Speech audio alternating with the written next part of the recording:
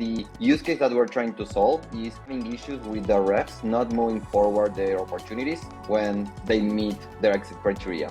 So we defined which were the fields that mandate that exit criteria from the opportunity, and we combined Autopilot Classic and Salesforce notifications. So as you can see here, we are capturing with our Autopilot the MEDPIC sales methodology. We're trying to trigger this notification as soon as all the MEDPIC fields have been completed and the opportunity is still in discovery. So there are two things we can do.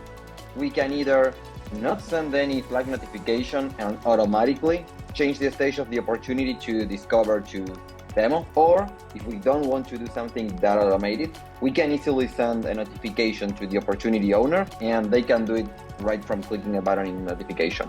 This can help a lot, ensuring that the pipeline has all the opportunities in the correct stage, so that forecast at the end of the week, month, and quarter, it's looking much more healthy